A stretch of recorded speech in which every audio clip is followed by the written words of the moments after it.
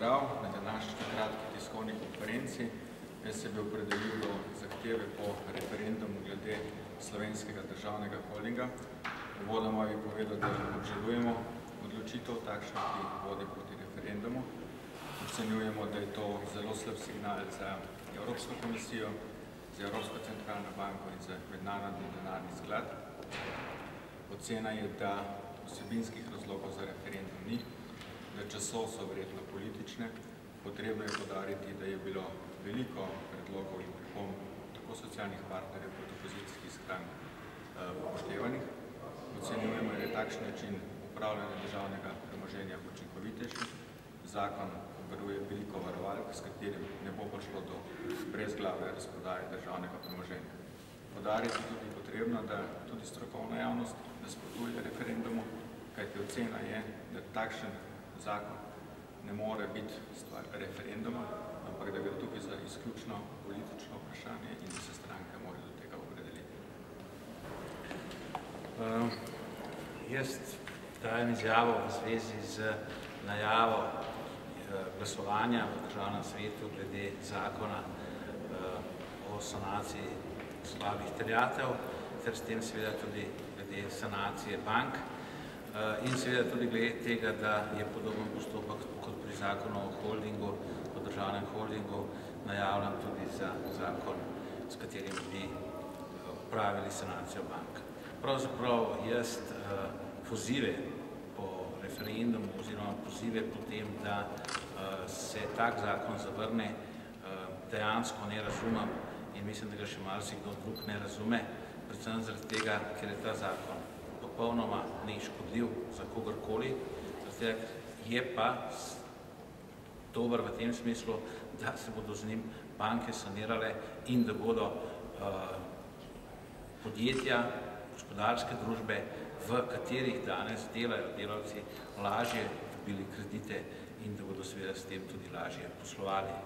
Če kreditev ne bo in če banke, predvsem državne banke, ne bodo sanirale, se bo zgodila škoda, zgodilo se bo to, da bo še marsikatero podjetje moralo, zaradi tega, ker ne bo imelo sredstev za obratni kapital, zapreti svoja vrata in seveda zaradi tega bo prišlo seveda tudi lahko do odpuščanja in večje nezaposlenosti. Zaradi tega tistih, ki zagovarjajo, da se zakon zavrne in tistih, ki zagovarjajo, da potem seveda tudi na referendum enostavno ne razumem, ker ne delujejo v dobro slovenskih delavcev in delavk in ne delujejo v dobro slovenskega gospodarstva. Še enkrat, zakon je neškodljiv, očitki glede vrednotenj in razprodaje kakršnekoli premoženja so neosnovani, brez kakršnekoli podlage. Navsezadnje ta zakon nadzoruje ne samo Državni zbor, ampak tudi Evropska komisija, predvsem glede vrednotenj, glede tistega, kar je bilo največ vprašanj, tudi v samem postopku sprejemanja tega zakona v Državnem zboru. Poleg tega mislim, da je sanacija bank ena izmed najpomembnejših zadev in tudi tistih zadev, ki jih gospodarstvo potrebuje in seveda zaradi tega jaz upam, močno upam, da se bodo vsi tisti, ki temu zakonu nasprotujejo, premislili. Verjamete, da tako pobuda lahko uspeje na samem referendumu? Jaz mislim, da za referendum je še predolgo časa. Jaz mislim, če se pogleda realne zadeve, takšne kot so, brez kakršnihkoli napenjanj mišic in zgodb o tem, da se bo vse razprodalo, jaz mislim, da taka pobuda ne bi mogla uspeti na referendumu in zakon bi moral biti sprejet. Namreč tukaj je treba dejansko tudi volivkam in volivcem prikazati realno sliko, ne pa vnaprej govoriti, kaj se nekaj bo zgodilo, kar se sploh ne more zgoditi, ker se najprej sploh vprašanje dejansko, koliko so te terjatve vredne in jaz se bojim, da veliko manj kot danes si mislimo, da so, še posebej zaradi tega, kjer je precej podjetij, za katere imajo banke še vedno terjatve v insolvenčnih postopkih oziroma celo v stečaju. Potem bodo tudi ostale banke terjatve težko prodala, če so manj vredni. Vsekakor slaba banka bo te terjatve dajala, tako kot je tudi napisano, po ekonomski, čim bolj realni vrednosti.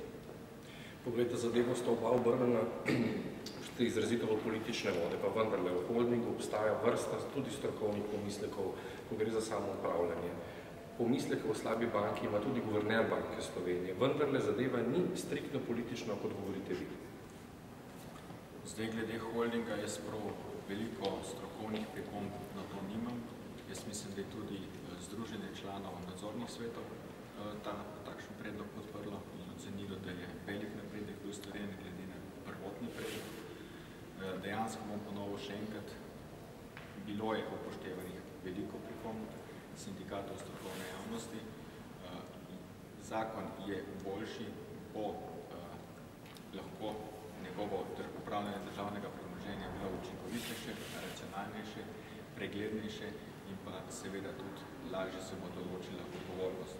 Jaz še vedno upam, da bo prevladal razum in da do teh podpisov potrebni za referendum ne bo došlo.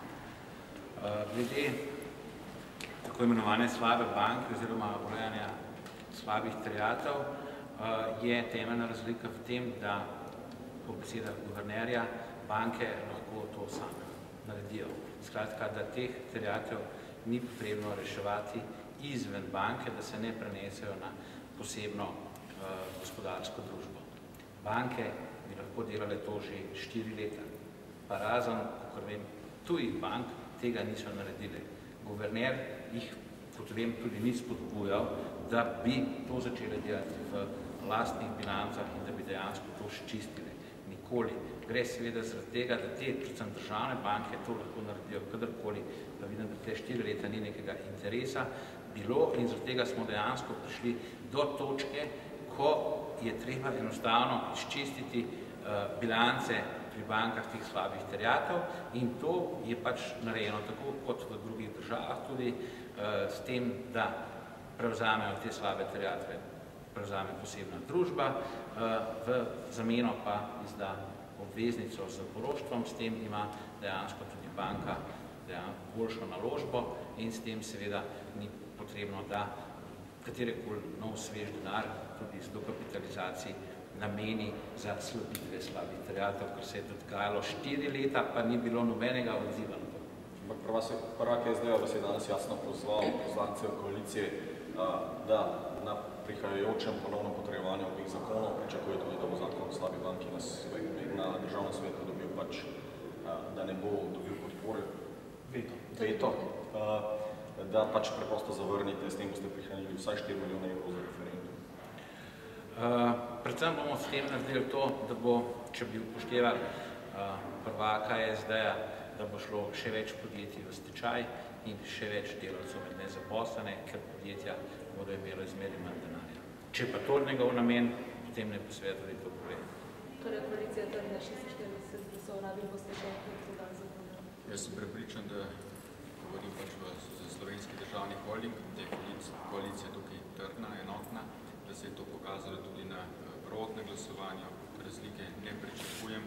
Pri slovenskem državnem holdingu je pa potrebno podariti samo to, da samo ena politična stranka podpira referendum in še to ne vsi poslanci.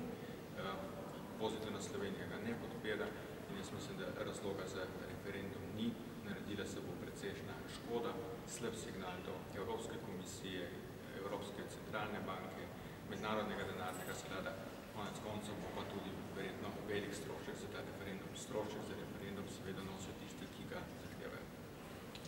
Povejte še to, gospod Pogačnik, bilo je nekaj slišati, da se želi s tem referendum zbirnim podpisom gospod Svečnik zaleteti na vrh sindikata in podjetij. Kako to komentirati, da gre za nekaj osebno zgodbo? To vprašanje morate zastaviti.